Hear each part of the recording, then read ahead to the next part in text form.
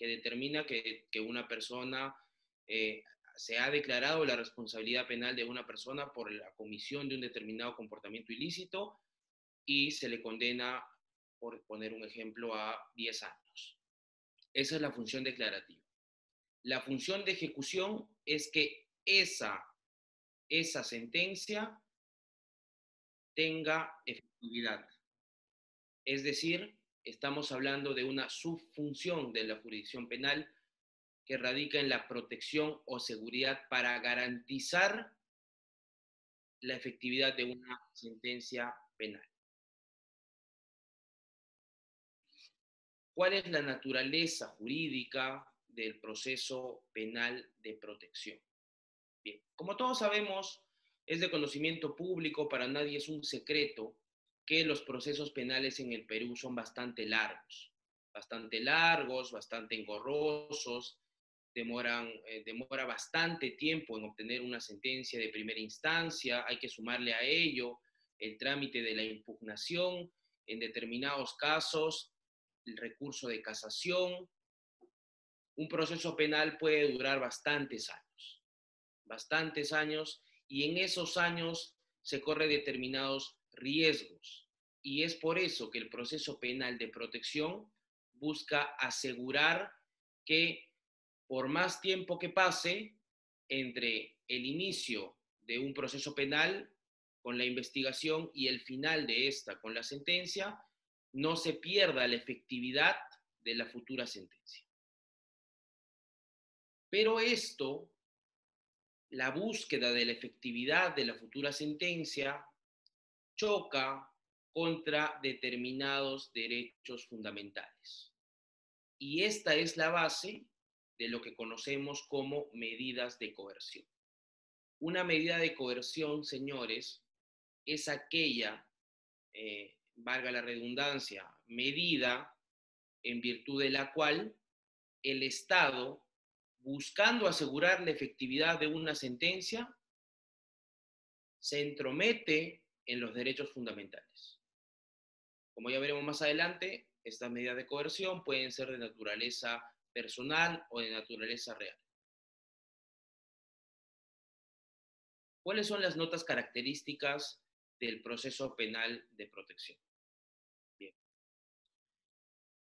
Son, por lo general,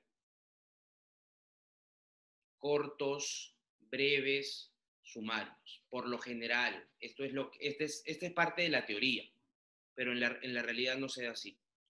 En la realidad, un incidente de prisión preventiva, aunque la norma procesal es clara en los plazos y los plazos son breves, puede extenderse y puede llegar incluso a el Tribunal Constitucional.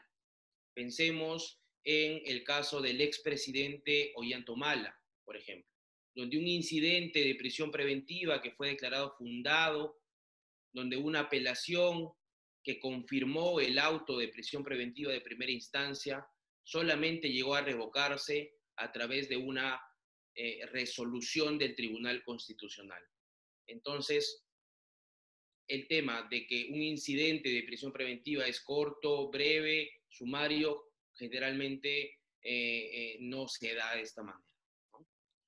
Lo que sí es que en el proceso penal de protección no, encontramos que estos no tienen autonomía propia, ¿no? Son un cuaderno aparte, pero dependen siempre del proceso principal.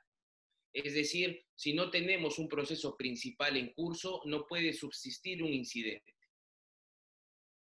Después, una característica esencial para el dictado de una medida de coerción es lo que conocemos como la competencia judicial. Una medida de coerción, en virtud de que restringe los derechos fundamentales de las personas, solamente puede ser dictado por un juez. Solamente recae en los órganos del Poder Judicial la capacidad de dictar una medida de coerción. Recae sobre la Fiscalía la capacidad de solicitarla, de requerirla. Es decir, el fiscal, siempre y cuando considere que para determinado caso corresponde aplicar la prisión preventiva, solicitará por escrito al juez que se aplique.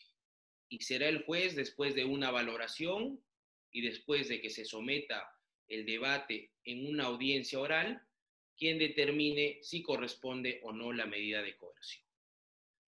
Y otra característica, yo diría quizás la más importante, es que de las medidas de coerción, del proceso penal de protección, es la variabilidad. La variabilidad. Me parece que es de las características esenciales de las medidas de coerción, que son modificables, reformables, se pueden sustituir, no es cosa juzgada, ¿de acuerdo?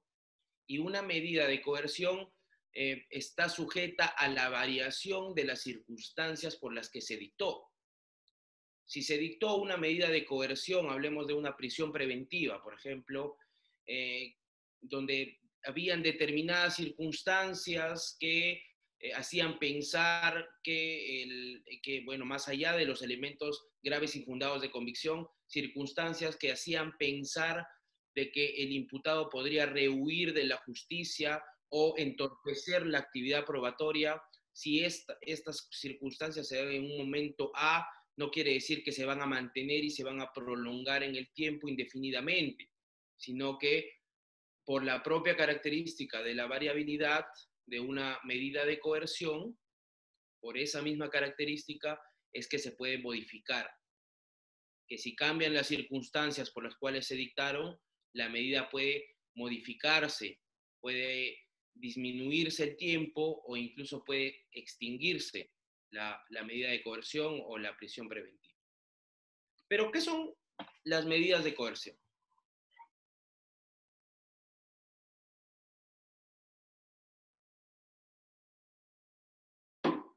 Las medidas de coerción, como bien lo dice la Filmina, son restricciones provisionales, que era la característica que había mencionado hace un momento, la variabilidad, y excepcionales.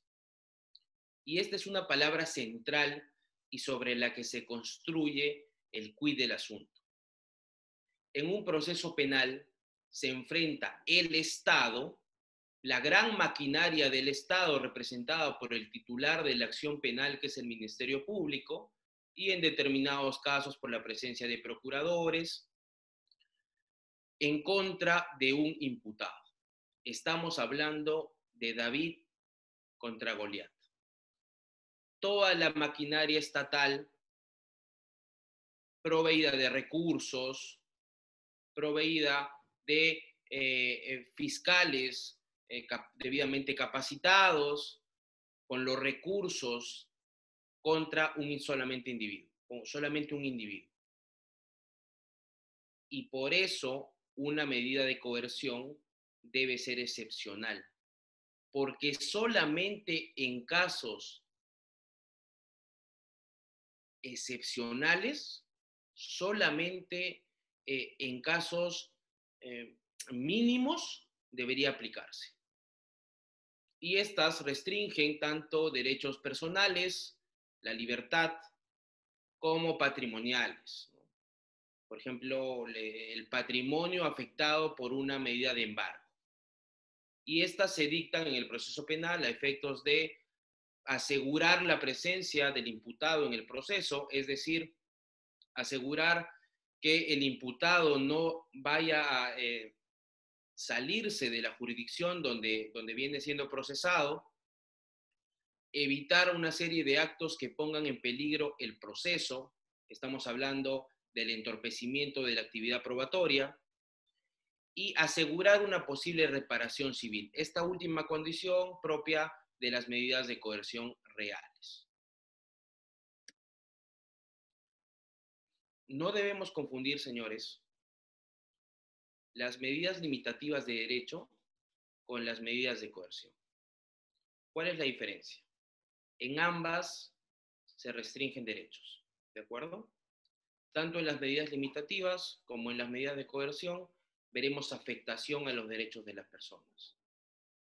La diferencia está en el fundamento de cada una de estas. Si hablamos de medidas limitativas de derecho, ¿de acuerdo? Estas se dictan para garantizar la efectividad de una investigación penal. La investigación penal es aquella fase del proceso en el cual se acopian elementos de cargo y de descargo a efectos de ver si procede una acción penal formalizada con la formalización de la investigación preparatoria y posteriormente con el requerimiento acusatorio. Entonces, en esa recolección de prueba, en esa recolección de medios de convicción, es que se dan las medidas limitativas de derecho. Y por lo general, como ya vamos a verlo más adelante, no hay audiencias para dictar las medidas limitativas de derecho, salvo determinadas excepciones.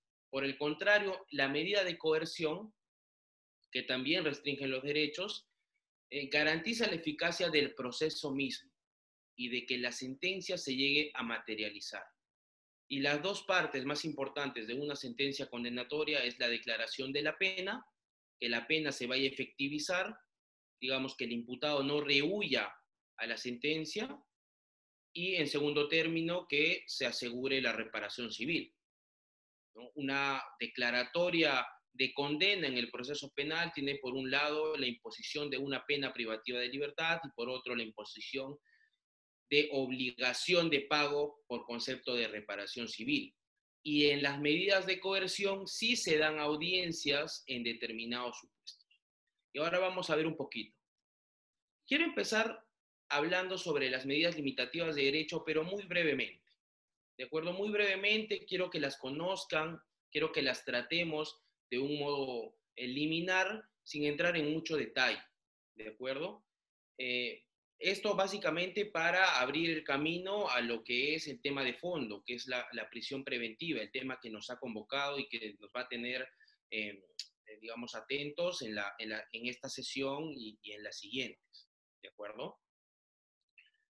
El allanamiento es una medida limitativa de derechos. ¿Quién no ha visto por la televisión que a raíz de los casos del Club de la Construcción, donde se han imputado determinados delitos contra la administración pública, entre ellos peculado, colusión y otros, se ha ordenado el allanamiento, ¿no? ¿Quién no ha visto en las noticias que los medios de prensa cubren en determinadas casas, departamentos, oficinas, que se ha procedido con un allanamiento? Y el allanamiento, señores, resulta procedente cuando la fiscalía advierte que en determinado espacio físico, como una casa, habitación, casa de negocio o cualquier dependencia cerrada, están los instrumentos del delito, se hallan los bienes delictivos, objetos relevantes para la investigación o incluso los mismos imputados o prófugos ocultos, ¿no? Es una figura que se contempla en el artículo 214 al 216 del Código Procesal Penal, y que naturalmente, como ya dije, que es una característica de las medidas limitativas de derecho, se dicta en la investigación, en esa necesidad de acopiar la mayor cantidad de elementos de convicción. Bueno, ¿cómo es la procedencia y la solicitud de un allanamiento? Bueno, el fiscal tiene que cumplir con determinadas circunstancias, ¿de acuerdo? Debe conocer la ubicación concreta, es decir, debe ser un lugar en específico, no puede señalar en un requerimiento, en un allanamiento, no puede señalar de viviendas que no estén plenamente identificadas. El espacio físico debe estar individualizado y debe ser concreto. Debe establecerse también una finalidad específica del allanamiento, ¿de acuerdo? ¿Qué se busca con ese allanamiento? ¿Cuál es la utilidad? Eso debe motivar siempre el fiscal. ¿Qué diligencias se van a practicar en ese allanamiento? ¿Qué espacios físicos del inmueble van a ser materia de búsqueda, ¿no? Porque si bien es cierto, se puede dar una búsqueda generalizada de los elementos o instrumentos del delito, es pertinente que se determine qué espacios físicos de la sala, del comedor, de los dormitorios pueden ser parte del allanamiento. El tiempo de duración del allanamiento es una medida provisional, no puede prolongarse en el tiempo porque incluso por más grande que fuera un inmueble, no es pertinente que un allanamiento se prolongue en el tiempo de manera indefinida, ¿no? No es legal tampoco, no es constitucional. Y los motivos que determinaron el allanamiento sin orden judicial, ¿no? ¿Y cuándo se puede dar un allanamiento sin orden judicial? Solamente en casos de flagrancia delictiva, ¿de acuerdo? Cuando no hay flagrancia delictiva, el allanamiento siempre tiene que ser solicitado por el Ministerio Público y autorizado por el juez. Pero en este caso, como ya dije, no se da una audiencia en específico porque carecería de todo sentido que se notifique al allanado con la posibilidad de que se allane su domicilio, ¿no? Eso se prestaría naturalmente para, para que se pueda suprimir la prueba, para que se pueda ocultar determinados elementos de convicción útiles para esta investigación. Entonces, no tiene sentido, en este caso, una notificación previa o una audiencia, un debate del allanamiento.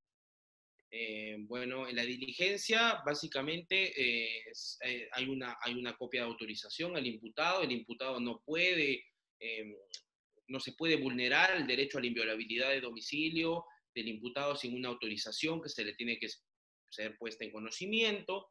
Y después, cuando ya se empieza a ejecutar lo que habíamos dicho, ¿no? Todos y cada uno de estos pasos, la ubicación, la finalidad, las diligencias, se da la ejecución y el fiscal puede solicitar este allanamiento cuando comprenda detención de personas o incautación de bienes. Tenemos la videovigilancia, que también es una medida limitativa de derechos. Voy a tratar de ser muy breve en esta en específico, que es la popular OVICE, ¿no? La observación, vigilancia o seguimiento que hace la Policía Nacional del Perú en determinados casos, ¿no? Y que está orientada a que miembros especializados en inteligencia de la Policía Nacional del Perú realicen tomas fotográficas, registro de imágenes, de video, y utilicen otros medios para observar el lugar de residencia o los lugares más concurridos por el imputado, ¿no?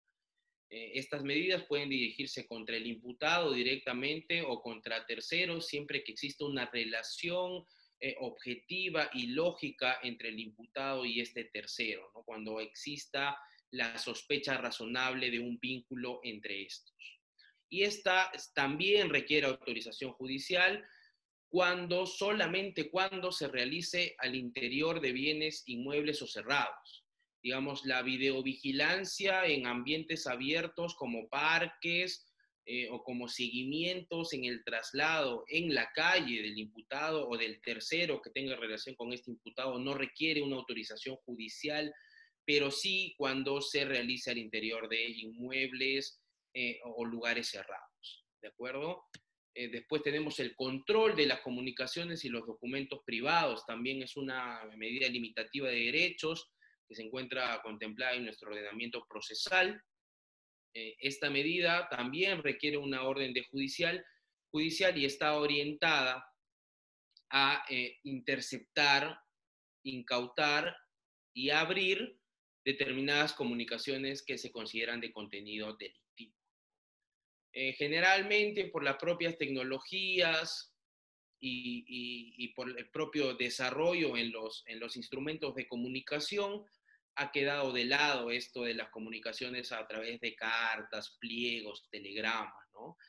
Recordemos que nuestro código es del año 2004, año donde recién empezaba a instaurarse esta sociedad de la información que requiere del Internet y de otros instrumentos para comunicarse. Entonces, actualmente lo que se hace generalmente para un control de las comunicaciones de los imputados, lo que hace la Fiscalía es directamente solicitar el levantamiento del secreto de las comunicaciones, ¿no? En vista que todo se hace por teléfono o por mensajería instantánea. Pero en este caso, en el control de las comunicaciones, siendo un poco más clásicos, el código alude a cartas, pliegos, telegramas, de los cuales se puede obtener las copias, los respaldos de cada uno de estas comunicaciones, ¿no? Yo personalmente nunca he visto hasta ahora un control de las comunicaciones y documentos privados. Seguramente habrá, no lo sé, pero pienso que es una medida limitativa de derechos de cada vez menor aplicación. Estamos en esta diligencia y en algunas otras, en esta medida limitativa de derechos y en algunas otras tenemos lo que se llama como el reexamen, ¿no? ¿No? El afectado por la medida siempre puede solicitar que se dé un reexamen al juez que autorizó la medida, ¿de acuerdo? Como una nueva evaluación de si corresponde la medida, ¿no? Y en este punto sí se convoca una audiencia. Si bien no se convocaba a una audiencia para dictarlo, porque como dijimos, para el allanamiento no tendría sentido que haya una audiencia que ponga en alerta al allanado. En el tema de la videovigilancia, no tendría sentido también poner en conocimiento del imputado que se le está sometiendo a videovigilancia, porque él actuaría en consecuencia de ello y pues quizás no se desplazaría a determinados lugares o no mantendría reuniones con determinadas personas que lo vinculen a un delito. Y en el control de las comunicaciones y documentos privados, pues tampoco se le comunica, ¿no? Simplemente se autoriza judicialmente y se procede con la interceptación y apertura de las comunicaciones privadas. Pero sí se puede hacer un reexamen, sí existe la posibilidad de que una vez que el afectado y que ya se dio la diligencia, es decir, cuando la lesión al derecho fundamental ya se efectivizó, ya se concretó, es que el afectado puede solicitar el reexamen dentro del plazo de 3 días, que es una audiencia, y que esa audiencia, si se declara fundada la solicitud de reexamen por parte del imputado afectado por la medida limitativa, podrá retroceder en sus efectos hasta antes de la vulneración. Otra medida limitativa de derechos es el levantamiento del secreto bancario y la reserva tributaria. Esto también es importante y tampoco se notifica porque el juez de manera reservada, sin que implique mayor trámite, ordena que para esclarecer los hechos se levante el secreto bancario y reserva de las comunicaciones. Pero no solamente se ordena el levantamiento del secreto bancario y reserva tributaria para conocer efectivamente qué movimientos se han dado entre las entidades bancarias o qué movimientos se han dado en las relaciones de los imputados con la SUNAT o con el pago de sus tributos, sino que también se puede ordenar la incautación de documentos, la incautación de cheques, letras de cambio, el bloqueo, lo que conocemos como lo que pasó en el caso del presidente de Ollanta, la inmovilización de las cuentas, el congelamiento de las cuentas bancarias, siempre y cuando exista fundada razón para considerar que el hecho ilícito tiene relación con los fondos cuyo congelamiento se va a ordenar, ¿no? Siempre debe haber una relación con el hecho ilícito y los fondos. ¿De acuerdo? Esto se da mucho en los casos de lavado de activos, por ejemplo, ¿no? Donde el patrimonio del imputado tiene una relación, tiene una conexión con la comisión de un delito previo, y al ser investigado el delito de lavado de activos, ese patrimonio pretendido como ilícito puede congelarse, ¿no? Puede inmovilizarse. Y siempre el levantamiento del secreto bancario y reserva tributaria y sus efectos prácticos, como el congelamiento de cuentas, siempre deben ser indispensables y pertinentes para los fines del proceso, ¿no? Eso es también importante. Bueno, después esto ya no es tan importante, es el requerimiento a SUNAT para el levantamiento de la reserva tributaria, que es lo que un poquito les había comentado. Una de las medidas más famosas de limitación de derechos es la intervención de comunicaciones y telecomunicaciones. ¿De acuerdo? Esta tiene determinados criterios un poco más estrictos y donde ya encontramos similitudes con lo que son las medidas de coerción y el plato de fondo que vamos a tratar, que es la prisión preventiva, ¿no? Solamente procede intervenir las comunicaciones cuando tenemos una prognosis de pena superior a 4 años de libertad. No se puede ordenar levantarle las comunicaciones a un imputado que viene siendo procesado por un delito inferior a los 4 años. No se puede, y lo dice nuestra normativa procesal. Después, el requerimiento del fiscal en este caso, al igual que habíamos hablado un poco en el allanamiento, tiene que tener determinadas pautas y comprender qué se va a interceptar, qué se va a grabar, ¿no? Conversaciones telefónicas, radiales, y como pasaba también en el tema de la videovigilancia, el secreto de las comunicaciones puede ir directamente contra el investigado o contra terceros, ¿no? Pero siempre se tendrá que observar que existe una relación entre el tercero, el investigado y la presunta conducta ilícita, para a partir de eso levantar el secreto de las comunicaciones y trasladarlas a determinadas comunicaciones y el contenido ilícito de estas.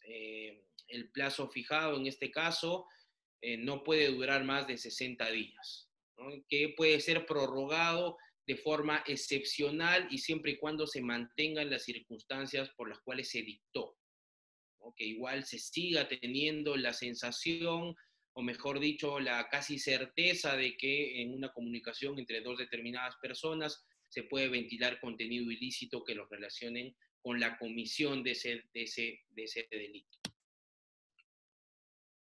Siempre hay un acta de registro cuando se ordena el levantamiento del secreto de las comunicaciones, siempre se debe consignar una transcripción en actas, ¿no? Y las grabaciones cuando se levanta el secreto de las comunicaciones y son incorporadas en la acta, deben guardar la mayor reserva y ser conservadas incluso en cuadernos aparte, ¿no? Es muy usual que el Ministerio Público, al momento de obtener la autorización judicial para el levantamiento de los secretos de comunicaciones, forje un cuaderno aparte, que es un cuaderno de comunicaciones, intervención de telecomunicaciones, y lo mantenga en reserva, ¿no? Al menos en las etapas iniciales del proceso. El control de la identidad policial también es una medida limitativa de derechos, pero no es, digamos, muy difícil de entender, ¿no? Es la facultad que tiene la policía de identificar a las personas, ¿no? Muchas personas piensan que cuando el policía les pide su identificación y su DNI, y a veces en determinados casos reaccionan mal, no saben que esa es una facultad que está en la ley orgánica del Poder Judicial, que está en el artículo 205 del Código Procesal Penal. El policía tiene todo el derecho de intervenirte, solicitarte tu identificación. Bueno. Pero después de eso llegamos a lo importante, que son las medidas de coerción y las bases teóricas de estas que vamos a tratar en este punto.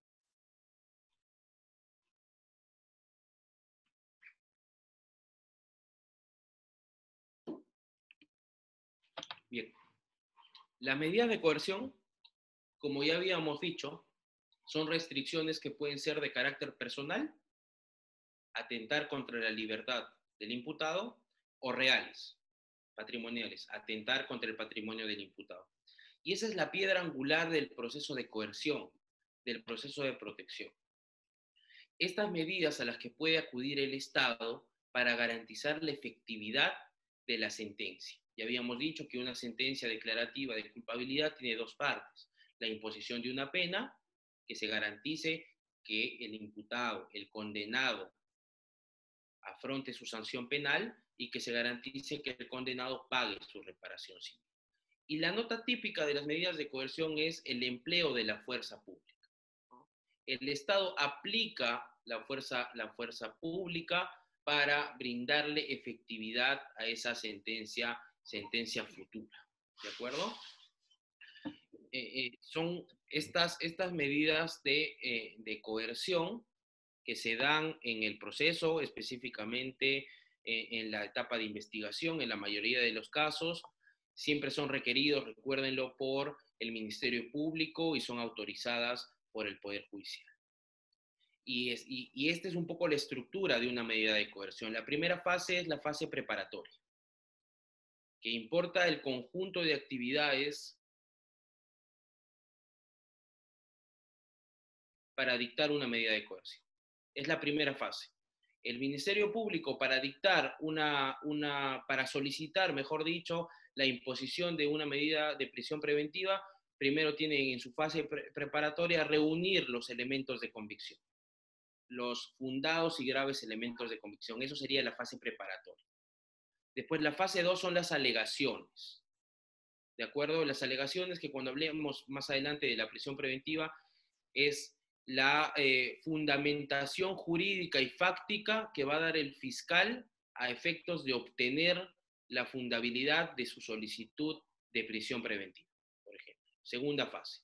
La primera fase, el fiscal recaba los elementos de convicción, previamente observa pues que se superen los 4 años de la pena y que exista peligro procesal, y después de los requisitos del artículo 268, después va a la audiencia y hace sus alegaciones. La fase 3 es la prueba, que no es en pureza actividad probatoria como tal, sino que no persigue la finalidad de la prueba, que es determinar culpabilidad o inocencia, sino persigue que se acredite la existencia o no de lo que se conoce como el fumus delicti comissi, es decir, la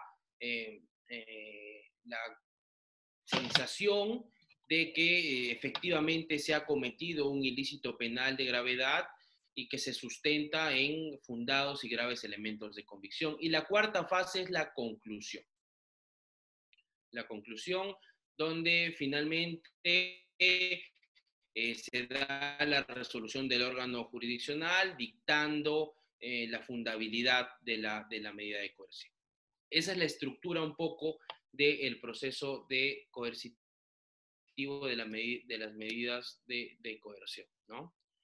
En primer lugar, se prevé un supuesto de hecho, los requisitos, y en segundo lugar, se ordena que se desarrollen las consecuencias jurídicas, los efectos. ¿De acuerdo? Lo que iba. ¿Cuáles son los presupuestos materiales, los requisitos para que se dicte una medida de coerción, ya sea de prisión preventiva u otra? Son los siguientes: el fumus delicti comissi, o fumus comissi delicti, da igual. Es la apariencia del delito, la justificación esencial para interponer una medida de coerción, la justificación esencial para dictar una prisión preventiva es que exista apariencia razonable y objetiva de la comisión de un ilícito.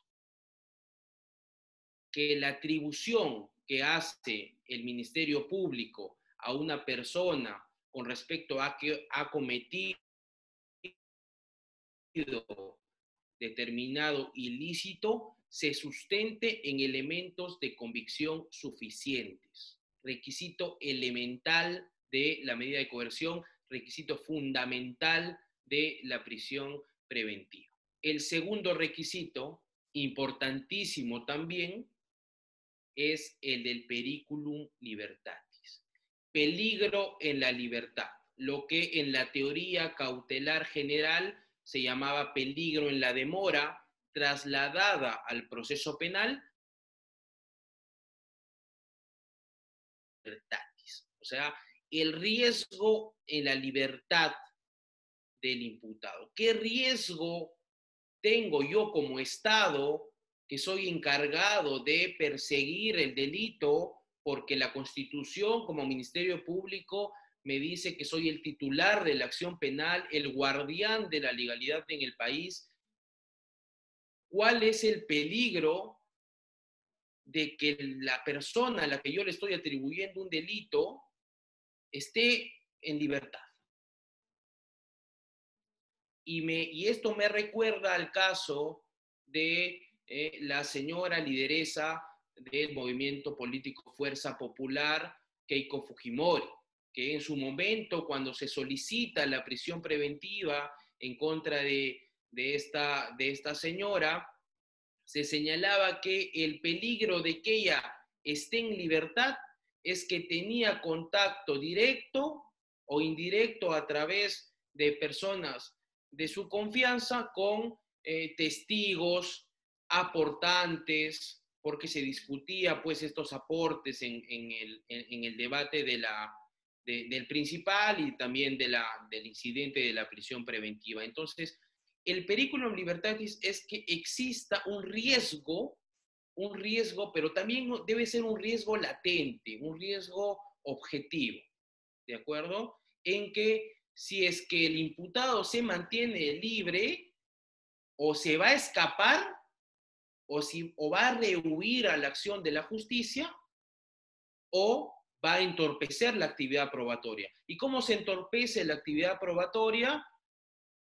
Cuando el imputado establece un contacto con los testigos, incluso con los propios operadores de justicia, a efectos de desaparecer prueba valiosa para la investigación, entre otros supuestos, ¿no? La ocultación personal. Doctor Víctor López, Sí, disculpe, si alguno de los participantes desea intervenir, por favor que lo hagan con toda confianza claro, claro que sí. para evitar Claro, que sea un monólogo. Señores participantes, si desean hacer alguna pregunta, inquietud o comentario, lo pueden hacer, por favor. claro que sí, encantado. Ya, ok. Síganos. Bueno, yo les decía, ¿cuáles son los tipos del peligro en la libertad? La ocultación personal, que el imputado se sustraiga de la acción judicial, escape, la ocultación de pruebas o la alteración de pruebas también. Entonces, bajo esos supuestos elementales, que no pueden faltar para dictar una medida de coerción, que no pueden faltar para dictar una prisión preventiva. Y hay un presupuesto formal, claro está, porque estamos en un proceso penal que exige el cumplimiento de determinadas notas de escritura y en específico del cumplimiento de garantías procesales, ¿no? Una de las garantías procesales es una especial motivación, es decir, una medida de coerción no puede dictarse simplemente por atender a la solicitud del fiscal o del Ministerio Público, ¿no? Tanto el fiscal tiene el deber de, al momento de solicitar la aplicación de una medida de coerción, motivar por qué esta es necesaria, por qué esta es proporcional, por qué cumple con los requisitos de la verosimilitud del delito, del peligro en la libertad, de la prognosis de pena, y también es deber del juez que después del debate, después de haber escuchado en audiencia pública y oral a las partes, debatir sobre el requerimiento de prisión preventiva, motivar, sea la decisión que tome, si la declara fundada o infundada, motivar cada una de las razones que han conducido al juez a tomar esa decisión, ¿no? La escritura y la especial motivación son elementos formales de las medidas de coerción. Y bueno, los efectos jurídicos es, como ya habíamos mencionado anteriormente, el satisfacer el ius puniendi, ¿no? A garantizar la efectividad de la sentencia. El efecto jurídico de una medida de coerción que se declare fundada es que se está garantizando que la sentencia final va a ser efectiva, va a ser efectiva y asegura los efectos jurídicos del proceso penal. La resolución que dicta una medida coercitiva es impugnable. Siempre materia es posible discutirse a través de un recurso tanto por el fiscal o como el imputado. Es decir, estamos hablando de la apelación, ¿de acuerdo? Y no solamente la medida de prisión preventiva es apelable, sino también medidas de detención preliminar judicial, por ejemplo, ¿no? Cuando se dictó, me parece fue en el año 2018, la primera medida de detención preliminar judicial en contra de la señora Keiko Fujimori, esta apeló su defensa, subió a una sala superior y no revocar la resolución de primera instancia y que no correspondía el dictado de una detención preliminar judicial. Entonces, es perfectamente impugnable por las partes del proceso, por el fiscal, si su requerimiento es declarado infundado, o por el imputado, si el requerimiento es declarado fundado, y tanto en lo que les afecta también al actor civil o el tercero civil, ¿no? Entonces tienen esa calidad de impugnarse, de poder discutirse, cumpliendo la garantía de la doble instancia. Las medidas de coerción están divididas en, como ya lo dijimos al inicio, medidas personales que recaen o limitan los derechos vinculados a la libertad individual y conexos, ¿no? Los derechos de tránsito, básicamente que el imputado ve afectado su derecho a ser libre, a andar libremente por las calles. Y también están las medidas de coerción reales o patrimoniales, que limitan la propiedad, limitan los actos de disposición, limitan cualquier acto jurídico de los imputados orientados a disponer de su patrimonio, ¿no? Y ya las veremos más adelante. Son 15 medidas de coerción en total, ¿no? Si vemos las personales, tenemos la detención, que es la clásica detención policial, que ya vamos a ver un poco de ella más adelante. Tenemos el arresto domiciliario, que es una medida de coerción personal que se dicta incluso para evitar dictar una prisión preventiva muchas veces. Tenemos la internación preventiva, la comparecencia, que naturalmente puede ser,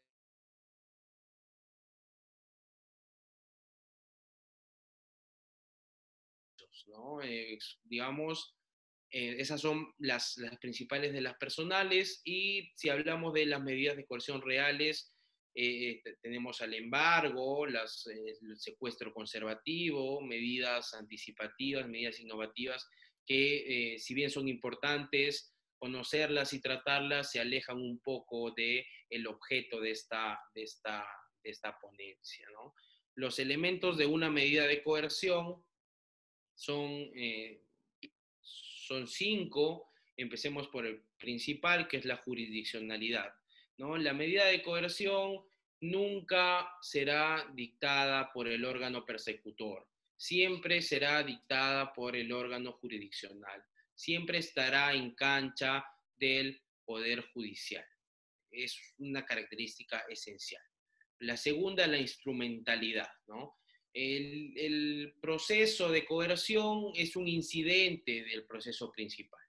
Si persiste la incriminación principal, podrá sostenerse el incidente.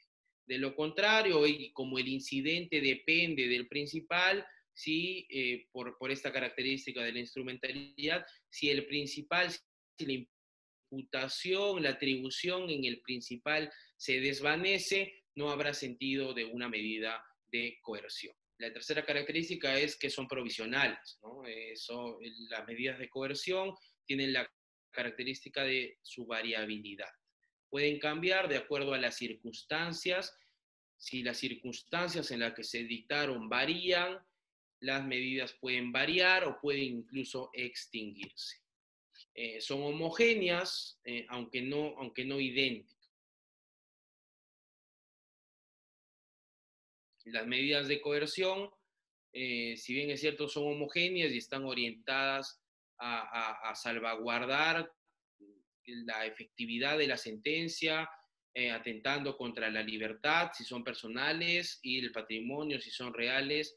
Si bien tienen todas el mismo sentido, no son idénticas, tienen variaciones, varían unas a otras. Y esta es principal, es una característica esencial, la proporcionalidad, ¿no? Una medida de coerción, sea cual sea, y en la medida de que afecta los derechos fundamentales de las personas, debe ser proporcional. Se debe seguir un test de proporcionalidad en el cual cumplan los 3 elementos, ¿no? Si es necesaria, si es idónea y si es proporcional en sentido estricto, sí podrá dictarse una medida de coerción, siempre atendiendo a sopesar sopesar los elementos en conflicto, ¿no? O si se puede, qué sé yo, por ejemplo, sustituir una medida de coerción grave, como es la prisión preventiva, con otra de menor gravedad, como es el arresto domiciliario, y es proporcional, como pasó en el caso del expresidente Pablo Kuczynski, Pedro Pablo Kuczynski, en el cual pues, se determinó que no era proporcional dictarle a una persona de su edad y de las condiciones médicas de las que él padecía una prisión preventiva, sino que correspondía variar por esta característica de la provisionalidad, variar la medida que se había dictado de prisión preventiva en su momento y variarla por arresto domiciliario porque no es proporcional, ¿no? Son básicamente las 5 características de una medida de coerción. Y después se da el juicio de coerción, ¿no? El juicio de coerción es esos razonamientos valorativos que tiene que hacer el juez a efectos de decir, ¿procede el proceso de coerción, procede la medida de coerción o no procede? Y para esto tiene que el juzgador ver, analizar si se cumplen tanto los presupuestos materiales de las medidas de coerción, hablemos de la prisión preventiva, si se cumplen los artículos de los requisitos del artículo 268, ¿no? Más los jurisprudenciales, que lo vamos a ver también en breve, y si hay proporcionalidad. Si se cumplen los elementos de la norma procesal, ¿de acuerdo? Graves y fundados elementos de convicción, se cumple. Prognosis de la pena mayor de 4 años, se cumple. Si hay peligro por procesal, por riesgo de fuga o entorpecimiento de la actividad probatoria, se cumple. Todas esas 3 condiciones, más la proporcionalidad, más una motivación en la duración de la medida, dará pues pie a que un juez en el juicio de coerción dicte la fundabilidad de la solicitud de prisión preventiva u otra medida de coerción. Encontramos también un principio que no está de más señalar, lo que es el principio pro homine, ¿no? Que se debe acudir siempre a la norma más amplia o a la interpretación más extensiva cuando se trata de reconocer derechos protegidos. Es decir, no se debe hacer una interpretación que debe alejarse de la rigidez y que debe ser una interpretación más bien generosa y amplia en la tutela de los derechos protegidos de las personas, ¿no? Generalmente este principio pro homine se da por sí solo si se cumple con un adecuado test de proporcionalidad, ¿no? Si el juzgador para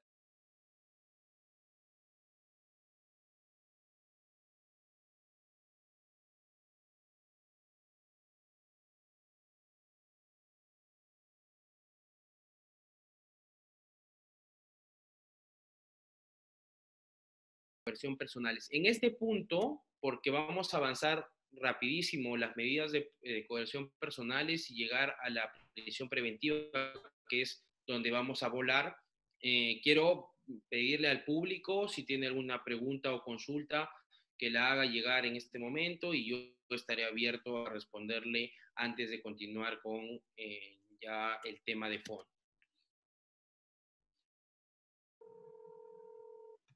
Gracias, doctor Víctor López.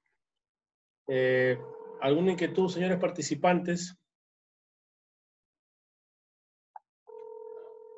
¿Alguna pregunta?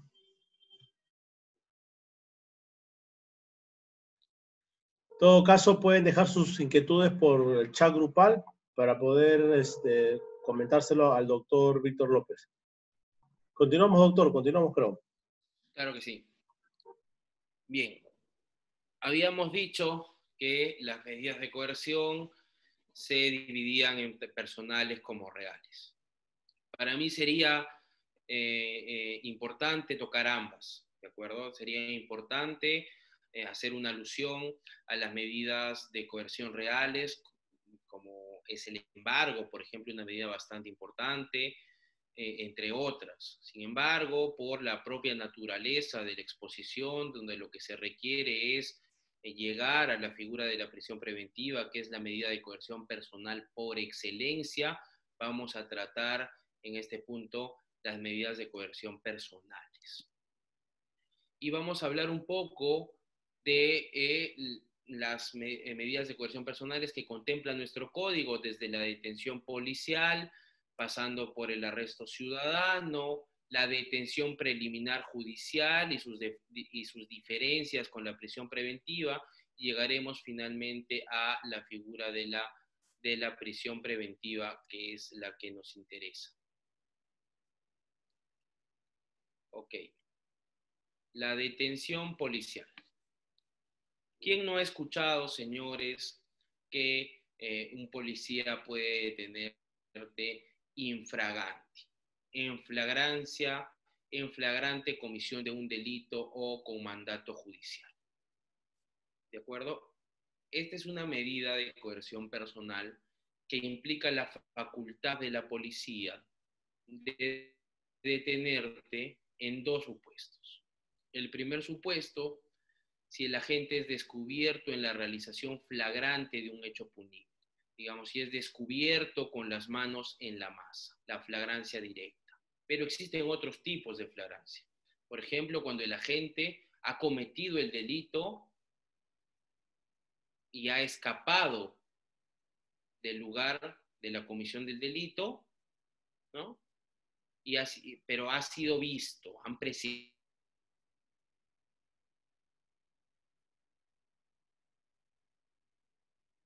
o en algún dispositivo o equipo. Ese es otro tipo de flagrancia donde también procede la detención policial.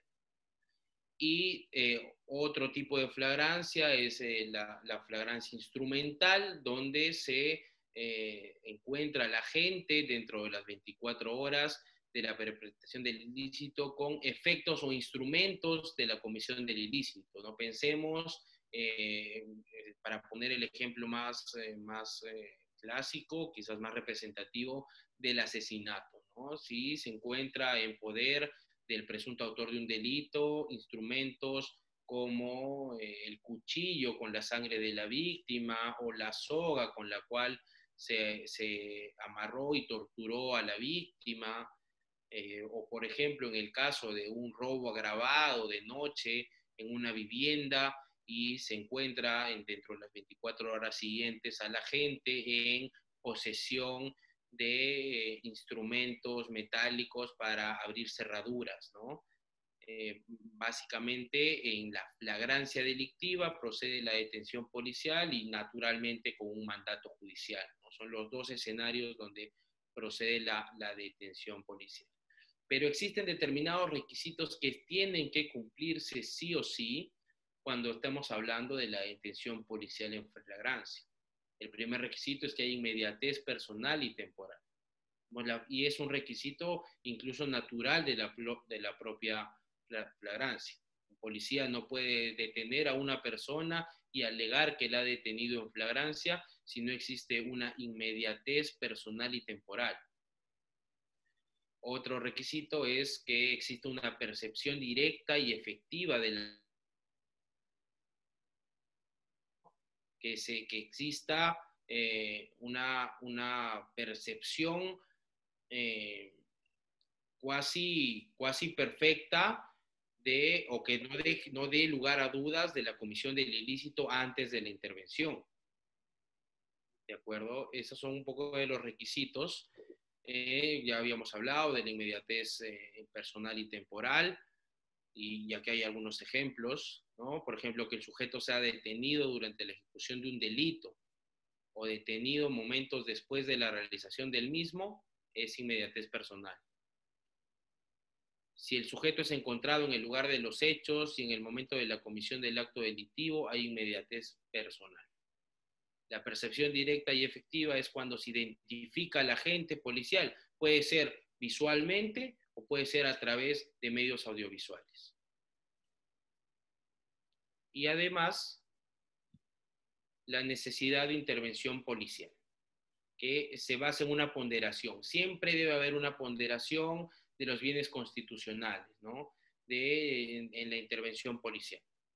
Digamos, el policía, antes de ejercer una detención policial, debe hacer una ponderación de si la detención pues conjura que no se cometa el delito, está orientada a evitar que no se cometa el delito, o si existen medios menos lesivos, por ejemplo, una advertencia o una amenaza del uso de la fuerza pública para detener la comisión de algún ilícito, siempre y cuando este no sea grave, pues, ¿no? Si, digamos, estamos hablando de incluso simples faltas contra el ornato público, pensemos en las pandillas o los grafitis, ¿no? Digamos, no sería proporcional, no estaría una decisión ponderada de tener a una persona por verla, digamos, dañando el ornato público a través de grafitis, ¿no? Yo creo que podría manejarse de distintas maneras.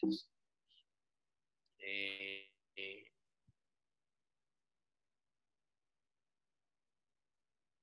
bueno, cuando no estamos ante la flagrancia delictiva, cuando no hablamos de flagrancia delictiva, cuando existen testigos indirectos, ¿no? Cuando, por ejemplo, se requiera una investigación previa del hecho, es decir, que no estemos ante un hecho evidente. Generalmente la flagrancia es sinónimo de evidencia, ¿no? De algo innegable. Pero cuando se requiera una investigación previa de los hechos, cuando las cosas no estén claras, no podemos hablar de flagrancia delictiva. Cuando la detención se realice después de las 24 horas del hecho. Cuando hablamos de los tipos de flagrancia, dejando de fuera la flagrancia directa, cuando hablamos de que también es flagrancia detener al imputado después de que ha cometido el delito y ha escapado del lugar de los hechos, pero ha sido detenido, o cuando hablábamos de que se detenía el imputado, digamos, ya fuera del ámbito del escenario del delito, pero con instrumentos de la comisión del delito, siempre hablamos de un límite temporal, que son las 24 horas del hecho, ¿no? Ese es un límite que también limita la detención policial. Eso básicamente. Después, lo que hablábamos, que la flagrancia se da cuando se descubre realizando el hecho punible con las manos en la masa, cuando se comete el hecho punible y es descubierto, cuando el agente huye y es descubierto después de perpetrar el delito y es encontrado 24 horas después con instrumentos del delito. Son lo que ya habíamos dicho en resumen las circunstancias de la detención policial, ¿no? Y si queremos darle nombres técnicos a cada una de las circunstancias mencionadas, diremos que está la flagrancia en sentido estricto o en sentido directo, la cuasiflagrancia que se da ante el descubrimiento, la huida y captura, y la presunción de flagrancia o flagrancia ficta cuando se encuentra al agente con instrumentos de la comisión del delito. Llegamos al arresto ciudadano, que es el derecho, y es un derecho y un deber, seguramente, que tiene todo ciudadano para proceder a un arresto cuando ha visto que se está cometiendo un delito en flagrancia delictiva. No hay que tener mucho cuidado en torno a esta figura, porque si bien es un derecho de las personas, de los ciudadanos, proceder a la captura de una persona cuando ven que ésta está cometiendo delitos, hay que ver que se cumplan los límites de la normativa procesal para no caer en abusos, ¿no? Y para que el justiciero no se, para que el justiciero que por un deber moral arresta a un delincuente no termine pagando los platos rotos de esta heroica acción por no entender los límites de la normativa procesal, ¿no? Y señala que una vez que se produce el arresto ciudadano, el delincuente tiene que ser entregado inmediatamente en el tiempo que le demande dirigirse al ciudadano a la dependencia policial más cercana. Es lo que nos dice el artículo 260 del Código Procesal Penal. En ningún caso el arresto autoriza encerrar o mantener privado de su libertad. Claro, estaríamos hablando, sino de la configuración de un delito incluso contra la libertad, que es el delito de secuestro.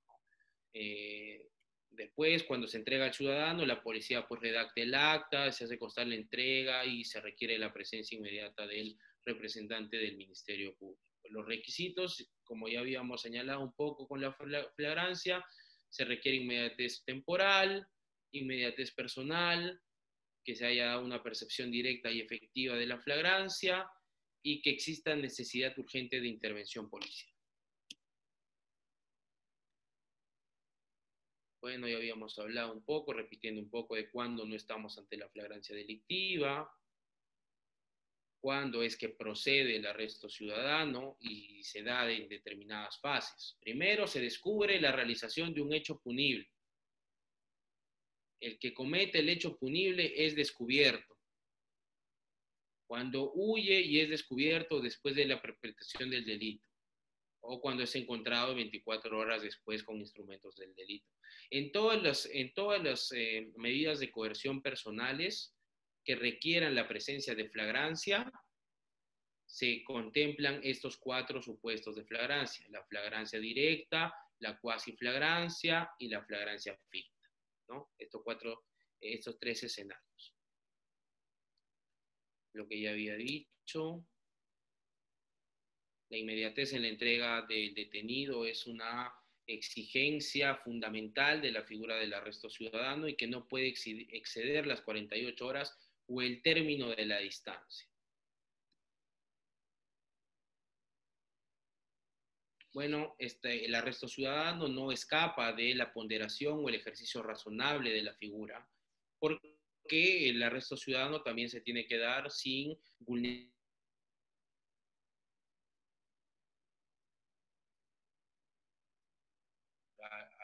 al detenido y perpetrarle agresiones físicas o agredirlo psicológicamente, ¿no? Y otro punto es que la detención siempre va a ser facultativa, ¿no? No se puede obligar a un ciudadano común y silvestre a que tenga las capacidades de entrenamiento y las destrezas de un miembro de las fuerzas del orden o incluso un miembro de las fuerzas de serenazgo, si hablamos en un sentido menor. La detención es facultativa, ¿no? Si quieres lo detienes, o si quieres no.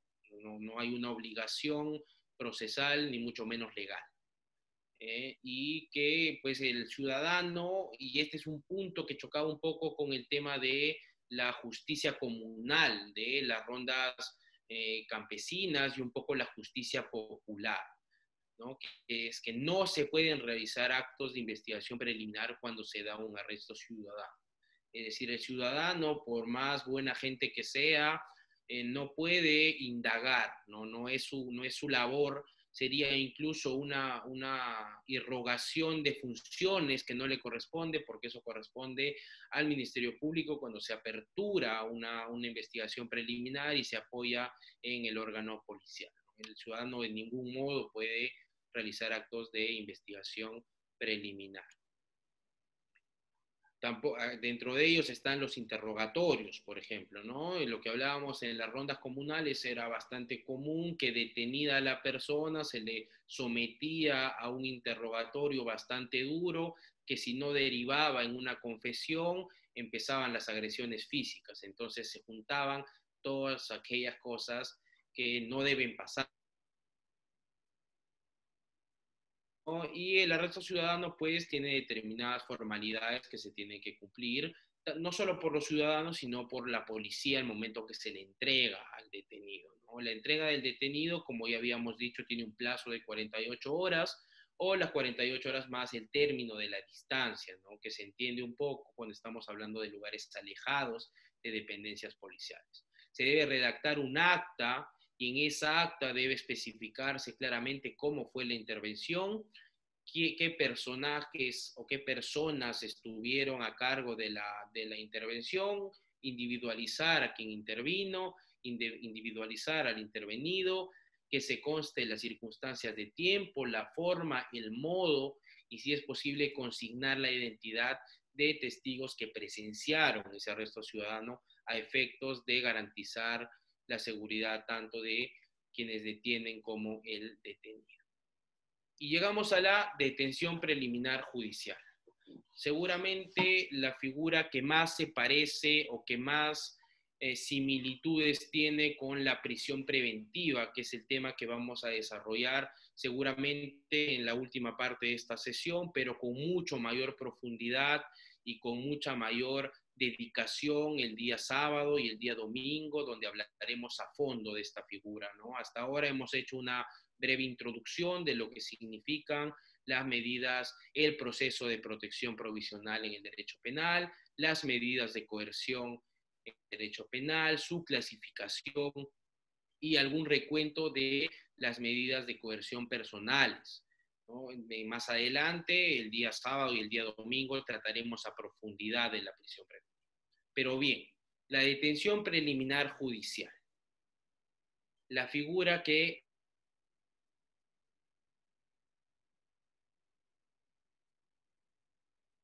¿de acuerdo? Y el artículo dice que el juez, a requerimiento del fiscal, y aquí va una primera diferencia, sin trámite alguno, a diferencia de la prisión preventiva, que sí requiere todo un trámite y la convocatoria a una audiencia donde se debata los presupuestos del artículo 268 de la prisión preventiva y algunos criterios jurisprudenciales, que también vamos a tratar a profundidad el sábado y el domingo. Y teniendo a la vista las actuaciones remitidas por aquel, es decir, por el fiscal, dicta detención preliminar cuando no hay flagrancia delictiva, olvídense de la flagrancia delictiva, pero existen razones plausibles para considerar que una persona ha cometido un delito. ¿Qué entendemos por razones plausibles? ¿Cuál es el estándar que se debe utilizar para considerar que una persona plausiblemente pudo haber cometido un delito? Lo dejamos un poco abierto. Sancionado con pena privativa de libertad superior a 4 años, que es un elemento también en común con la prisión preventiva, ¿no? Que es un poco, que responde un poco al principio de lesividad del derecho penal, donde son las conductas delictivas más graves aquellas que proporcionalmente se pueden combatir a través de instrumentos más agresivos, no aquellos que tengan menos de 4 años, y que se pueda desprender posibilidad de fuga u obstaculización de la actividad probatoria de la averiguación de la verdad. Otro elemento en común con la prisión.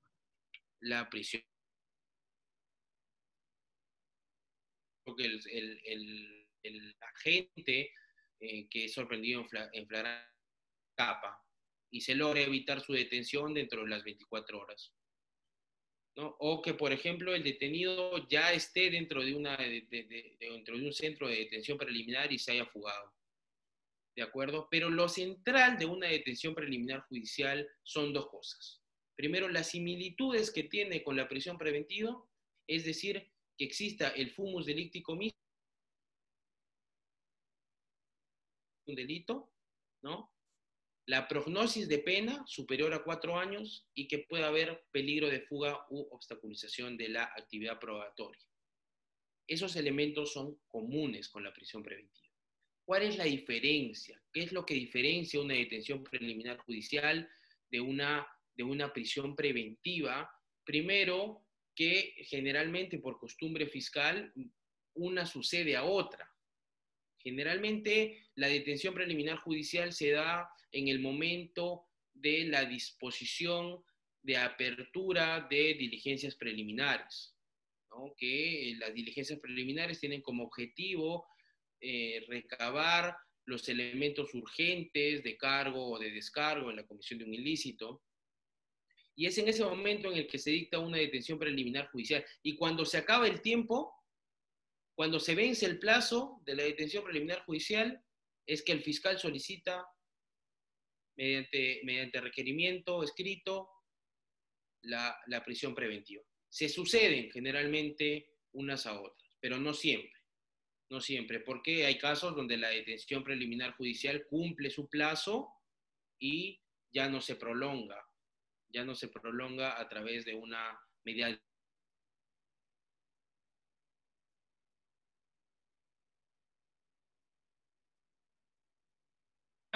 Ya lo dijimos, el fumus comissi delicti, la prognosis de la pena privativa de libertad superior a 4 años y el peligro en la demora o el peligro en la libertad, ¿no? La diferencia es que la detención preliminar judicial, a diferencia de la prisión preventiva, tiene plazos cortos, ¿no? Tiene plazos cortos, bastante cortos, lo dice la propia normativa procesal, mientras que la prisión preventiva tiene plazos mayores, ¿no? Que ya cuando veamos los plazos de la prisión preventiva veremos que generalmente para casos simples son 9 meses, para casos complejos serán de 18 y que en casos de criminalidad organizada podrán llegar hasta 36. En cambio, en la detención preliminar judicial los plazos se cuentan en días, ¿no? No se cuentan en meses.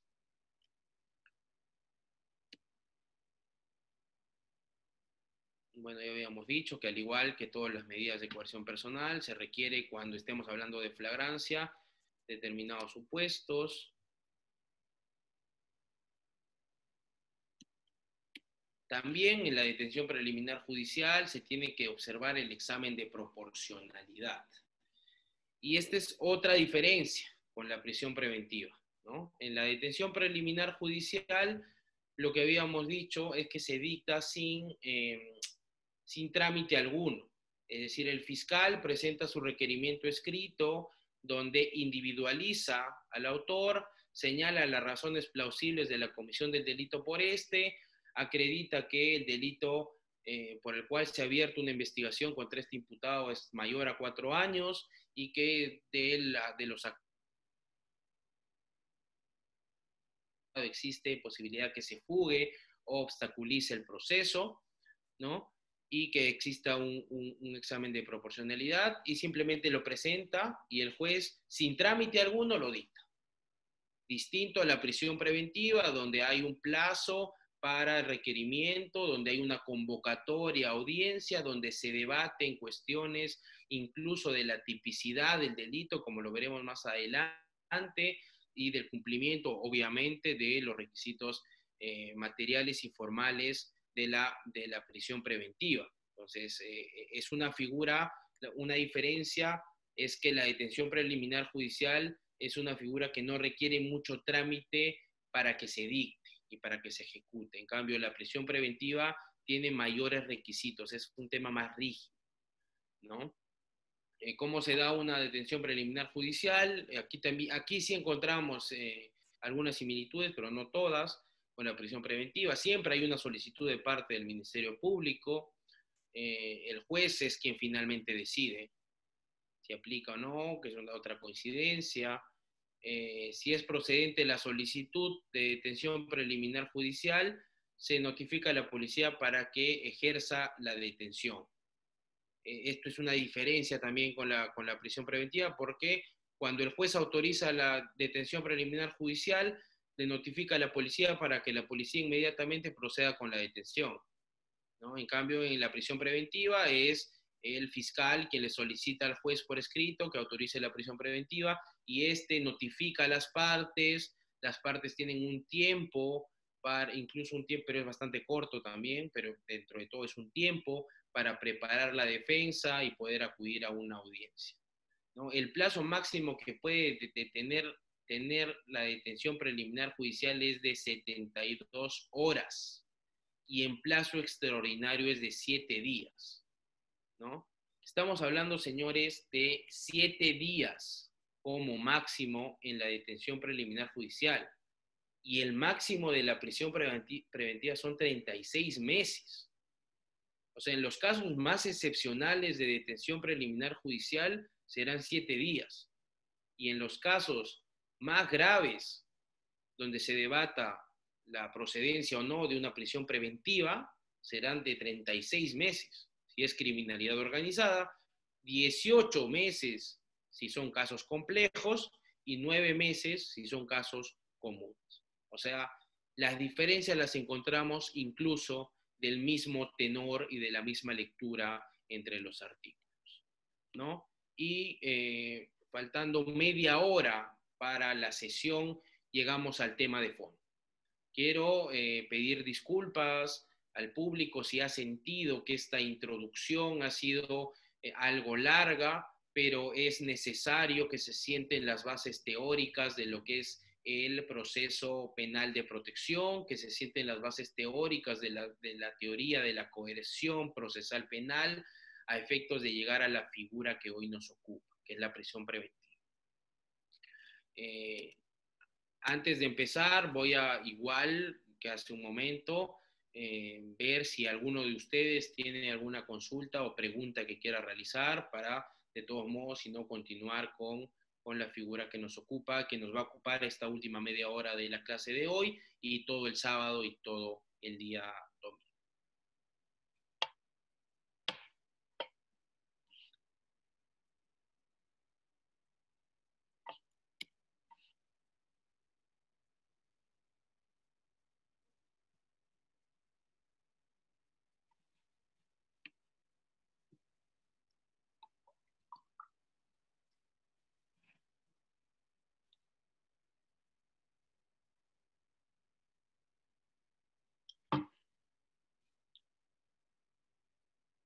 Bien, ¿hay preguntas? Señores participantes, ¿alguna inquietud, alguna pregunta? Al WhatsApp grupal también pueden hacer sus preguntas. Doctora Lupe Rodríguez, Tania Román, Jessica Juárez, doctor Antonio de la Cruz. ¿Alguna inquietud? Está todo claro, doctor Víctor. Adelante, siga nomás. Ok.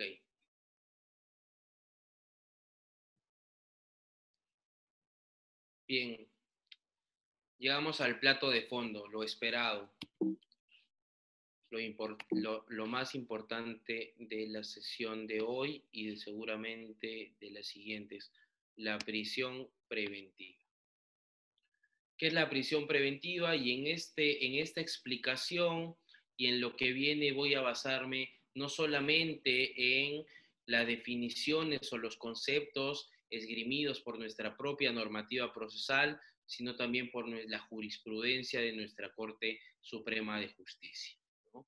La casación número 1, 2007 de Guaura, quizás de las primeras que abordó la problemática de la prisión preventiva como medida de coerción personal, señala que la prisión preventiva es una medida coercitiva personal estrictamente jurisdiccional que se adopta a instancia del Ministerio Público y en el seno de un proceso penal debidamente incoado.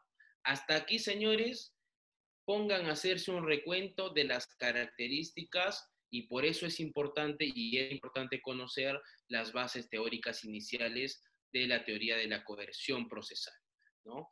Solamente hasta acá pónganse a analizar. La prisión preventiva es una medida coercitiva personal estrictamente jurisdiccional, requisito número 1 de lo que habíamos hablado, que se adopta a instancia del Ministerio Público. Ministerio Público solicitante, concedente, Poder Judicial. En el seno de un proceso penal debidamente incoado. En el seno de un proceso penal te habla de la instrumentalidad que tiene un incidente de coerción, en este caso de prisión preventiva, ¿no? Que debe haber un proceso penal principal debidamente incoado.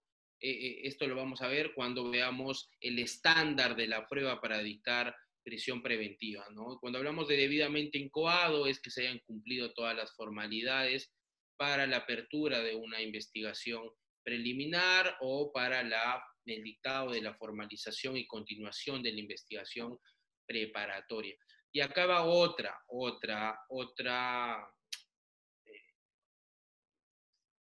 otro elemento de los conceptos, ¿no? Siempre que resulte absolutamente imprescindible, ¿no? Que sea completamente necesario, completamente idóneo, completamente proporcional, siempre que resulte necesario, que persigue conjurar un peligro de fuga o un riesgo de ocultación o destrucción de las fuentes de prueba.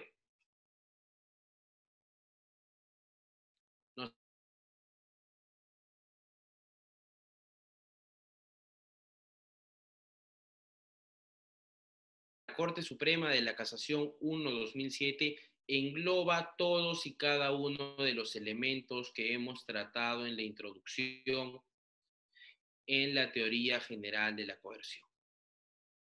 La excepcionalidad, la solicitud de instancia del Ministerio Público, la capacidad autónoma del Poder Judicial para dictarla o no, provisional y que se dé siempre para conjurar lo que llamamos periculum libertatis, peligro en la libertad, que se da en un peligro de fuga, ocultación, destrucción de la actividad probatoria, de los elementos de prueba.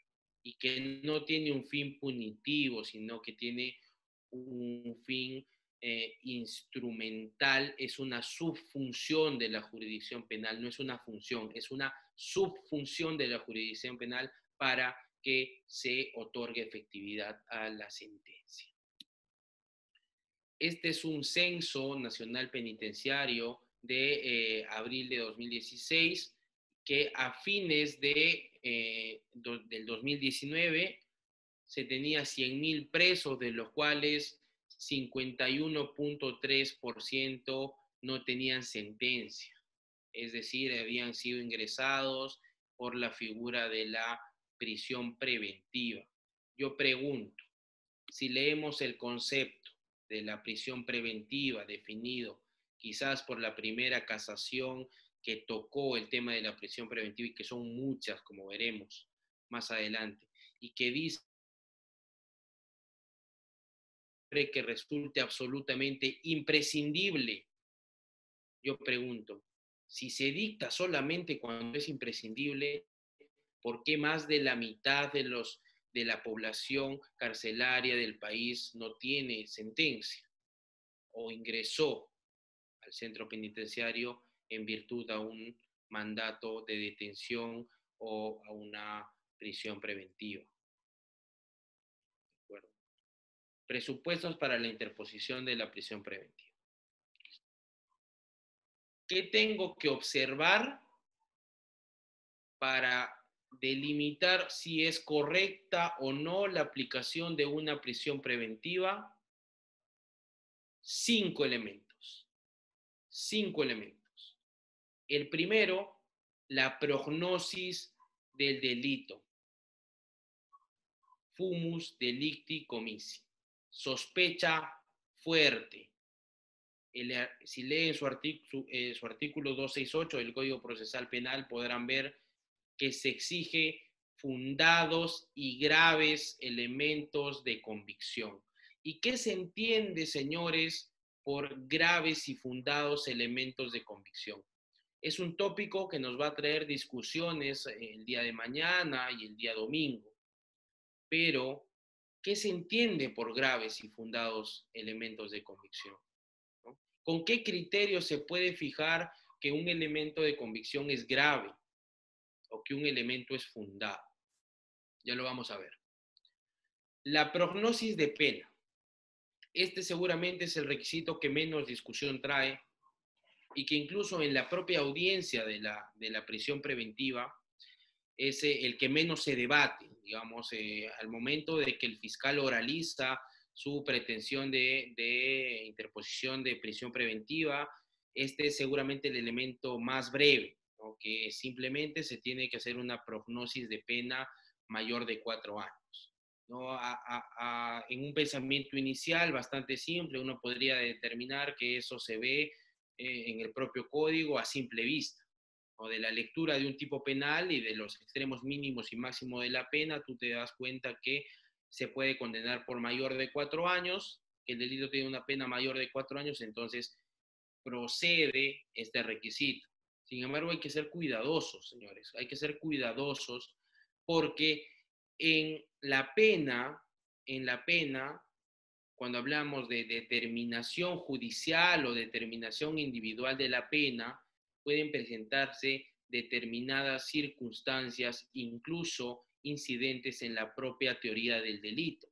Y ahí va la pregunta, que también la vamos a debatir estos días. En la audiencia de prisión preventiva, ¿será pertinente debatir aspectos de la teoría del delito, será preciso debatir acerca de la tipicidad, la antijuricidad, la culpabilidad, cuestiones que pueden incidir en la exención de la pena, ¿no? O si también conviene discutir la presencia de la teoría de la imputación objetiva como la asunción del riesgo creado, o si también conviene discutir cuestiones de punibilidad en la prisión preventiva o solamente ver si se cumplen los artículos del 268. También lo vamos a comentar. Tercer requisito, el peligro de fuga o entorpecimiento de la actividad probatoria. Algo que igual a simple vista puede resultar bastante fácil, pero que hay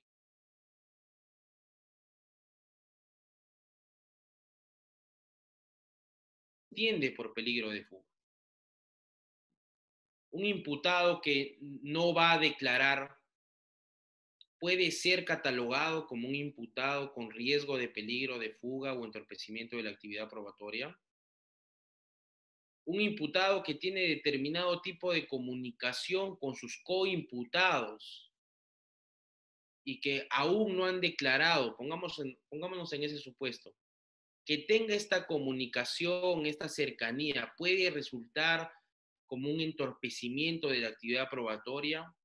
Vamos a ver todas las posibilidades a medida que vayamos avanzando. Esos son los requisitos formales, los del 268, ¿no? Verosimilitud de delito, que la pena sea mayor de 4 años y que haya peligro de fuga o entorpecimiento de la actividad probatoria. Existen otros dos requisitos que han sido fijados por la jurisprudencia. Perdón, me parece que hay alguna consulta, ¿o me equivoco?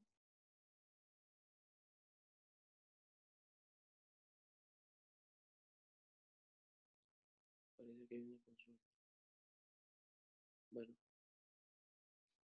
Bueno, entonces, les decía, criterios formales los del 268. Y se han fijado criterios jurisprudenciales. Nuestra Corte Suprema, en la casación 626-2013 de Moquegua, específicamente en el Fundamento Jurídico 24, ha señalado otros dos requisitos de observancia obligatoria. La proporcionalidad de la medida. Y esto requiere que el juez, al momento de motivar su auto, señale idónea, es necesaria y es proporcional en sentido estricto, que hay una motivación en esos tres requisitos del test de proporcionalidad. Y otro elemento necesario, imprescindible, como presupuesto para el debate y la interposición de la prisión preventiva, es la duración, ¿no? La duración se tiene que fundamentar. La duración no puede estar limitada simplemente a los criterios de la normativa procesal, ¿no? Sino yo creo que se debe hacer de acuerdo a cada caso en concreto y debe ser incluso por debajo de lo fijado. Mi interpretación personal, y existen otras, como también lo vamos a ver el sábado y el domingo, es que la duración de la prisión preventiva puede fijarse incluso por debajo del el tiempo que establece la normativa procesal positiva. Digamos, se dice, para casos simples son 9 meses, ¿de acuerdo? O sea, el fiscal estará obligado a pedir los 9 meses si es un caso simple y el juez estará obligado a dar los 9 meses. O en casos complejos, que son 18 meses, el fiscal sí o sí tendrá que pedir los 18 meses y el juez tendrá que conceder los 18, o podrán ser menores. Yo creo que pueden ser menores, es una opinión discutida que la vamos a tratar, puede ser incluso estar por debajo del límite temporal de la norma procesal, ¿no? De acuerdo a cada directo, ¿no? Yo generalmente veo que cuando se tratan de casos simples, el fiscal siempre pide 9, o casos complejos, el fiscal pide 18. Criterios de criminalidad organizada, el fiscal siempre pide los 36. Y el fiscal puede pedirlo porque dentro de todo es su labor. Es su labor solicitar que se declare fundado su requerimiento de prisión preventiva y, digamos, alegar en la audiencia todo lo necesario para que así sea. Pero en el test de proporcionalidad el juez verá si es proporcional y es ponderado dictar 9 meses, 8 meses, 7 meses, si son casos simples, o 18 meses, 17 meses, 16 meses, 15 meses y 20 días. O sea, puede variar. Es una opinión personal que de hecho la vamos a tratar a profundidad. Pero esos 5 requisitos tienen que quedarse grabados en su mente, señores. Son 5 requisitos que no pueden escaparse del entendimiento y es lo que les tiene que quedar con esta clase. Prognosis de delito. Como a través de elementos graves y fundados de convicción. Prognosis de pena, mayoría de 4 años. Peligro de fuga o entorpecimiento de la actividad probatoria. La proporcionalidad ineludible y la duración. Esos 5 requisitos, sobre esos 5 ítems, es que gira el debate en una audiencia de prisión preventiva. Sobre esos 5 elementos es que finalmente se decide si se dicta o no una prisión preventiva en el país. ¿De acuerdo? Si falta uno solo de estos elementos, tal y como lo ha señalado ya el Tribunal Constitucional cuando sacó la resolución en favor del expresidente Ollanta y de su pareja, la señora auto de prisión preventiva. Si falta uno de estos, podríamos hablar de una aplicación al menos fundamentada de la prisión preventiva. Este concepto es esencial y debe quedarse con ustedes.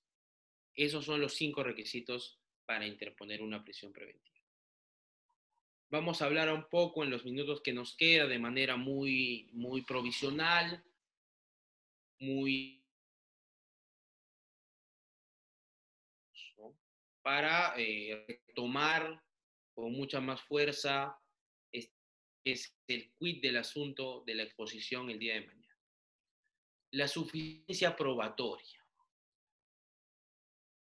la evidencia o los indicios de comisión del delito que tiene el Ministerio Público. ¿Qué tiene el Ministerio Público en su carpeta que sea tan suficiente, que sea tan poderoso para solicitar excepcional de prisión preventiva? ¿Cuál es la fuerza que deben reunir estos elementos de convicción? ¿Cuál es el estándar de prueba que debe presentar el Ministerio Público? Debe existir, señores, un alto grado de probabilidad de la comisión del delito. No se puede solicitar una prisión preventiva, no es correcto solicitar una prisión preventiva si los elementos de convicción que tiene el fiscal en su carpeta no son indicios poderosos, no son evidencia cuasi, o sea, sin llegar a la etapa de probabilidad máxima, que es la que se da en el juicio oral, sin llegar a esa etapa, debe existir un alto grado de probabilidad, mayor al que se obtendría de formalizar la investigación preparatoria. Lo ha dicho la Corte Suprema en la Casación 626-2013 de Moquegua. Se debe realizar análisis de suficiencia similar al que se hace en la etapa intermedia. Y en la etapa intermedia, señores, se da la acusación, la solicitud formal de la imposición de una pena y una reparación civil, porque a criterio de la Fiscalía, el imputado es culpable del delito. similar al de la etapa intermedia, dice la casación 626-2013. Importante. Surge el cuestionamiento en este caso.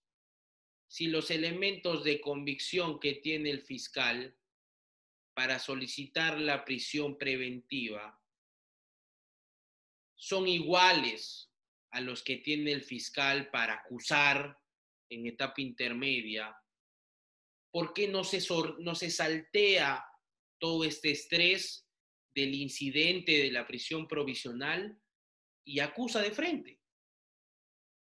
¿Por qué no lo hace? ¿Por qué no pone fin a la investigación preparatoria y emite requerimiento acusatorio y se ahorra el estrés de una audiencia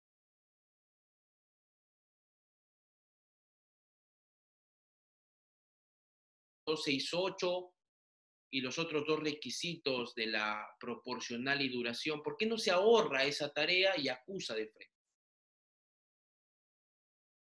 Es algo que también vamos a tratar el día de mañana a mayor profundidad, ¿no? Pero el criterio que se ha adoptado actualmente en nuestra Corte Suprema y que vamos a citar la jurisprudencia específica y la vamos a desarrollar el día domingo cuando nos pongamos a hablar de todos los pronunciamientos de la Corte Suprema, es que se requiere una sospecha grave. ¿Qué se entiende, señores, por sospecha grave? Ya lo ha definido también nuestra Corte Suprema de Justicia.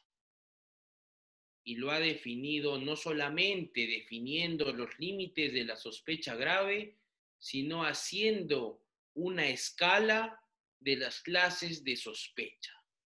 Desde la sospecha inicial suficiente para abrir investigación preliminar, pasando por la sospecha razonable, suficiente para formalizar y continuar la investigación preparatoria, y la sospecha grave también ha sido tratada por la sentencia plenaria casatoria 1/2017. ¿Y qué dice? Que la sospecha grave, señores, es el grado más intenso de la sospecha. Es el más fuerte en términos de nuestro Código Procesal Penal. Supera la sospecha inicial, supera la sospecha suficiente. Dice la sentencia plenaria casatoria es que tienen que haber elementos reveladores de la comisión del delito, pero para dictar una prisión preventiva se requieren elementos graves, o sea, una sospecha que sea mayor a la de una formalización de investigación preparatoria, que sea igual a la de un requerimiento acusatorio y que resulte necesaria e idéntica a la acusación, sin llegar al alto grado de probabilidad, pues, de una condena, ¿no? Como lo habíamos dicho. Entonces, este requisito ha sido definido ya por nuestra Corte Suprema, ¿no? Ha sido definido por dos pronunciamientos de la Sala Penal Permanente de la Corte Suprema y de una sentencia plenaria casatoria, de un pleno jurisdiccional.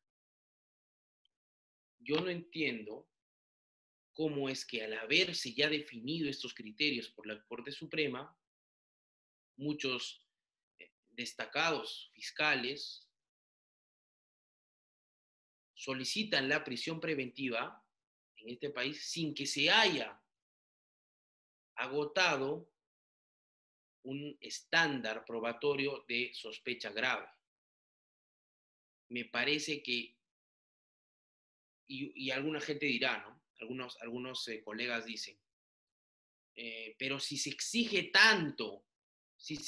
tanto para una prisión preventiva, pues no se dictaría ninguna en el país. Y efectivamente, señores, así debería ser, porque los casos donde se logre sustentar una sospecha grave van a ser pocos, van a ser excepcionales, y por fin se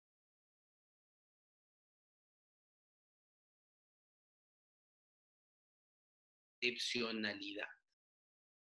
¿De acuerdo? Y eso que estamos ya empezando la crítica y el debate recién en el primer requisito para dictar la prisión preventiva.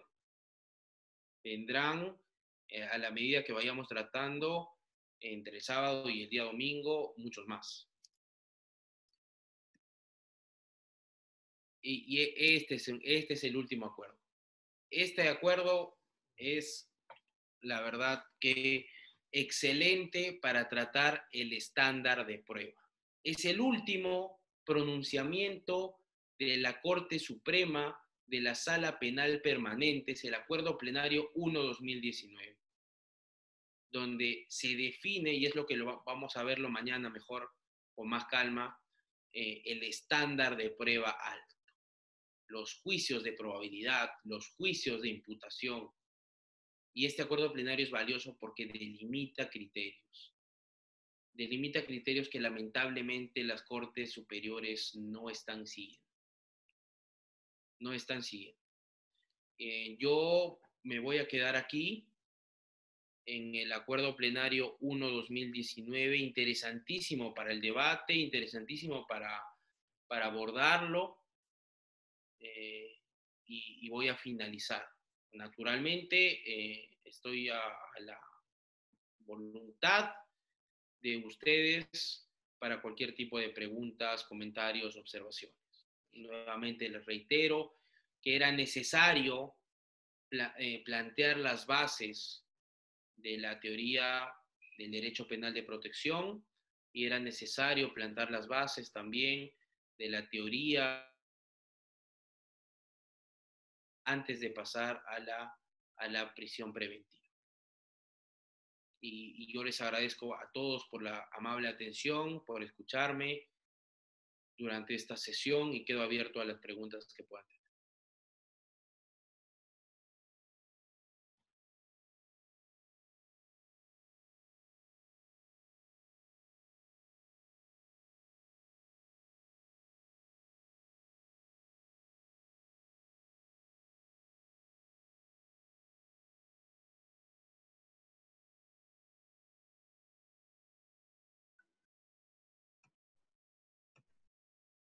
Bien, doctor, ya estamos en la parte final. ¿Ya algo más final que agregar, doctor?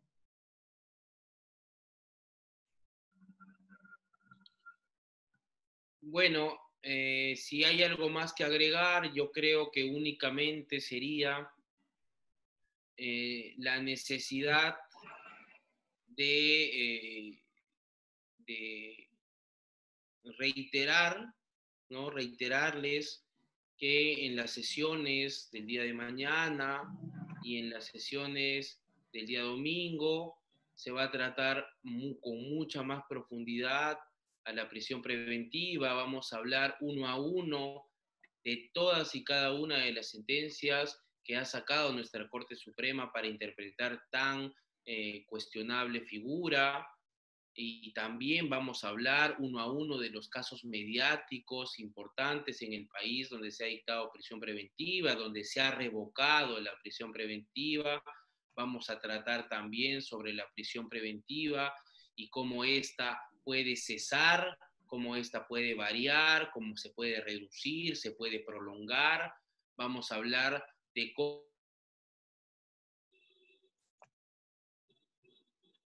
Bien, doctor. Entonces nos reencontramos mañana a las... Actualmente por el COVID. Entonces, vamos a tener muchos temas interesantes y yo les agradezco a todos ustedes la presencia y la oportunidad. Gracias. Bien, doctor. Nos encontramos mañana a las 6 de la tarde. Muchas gracias. Cuídense. Gracias.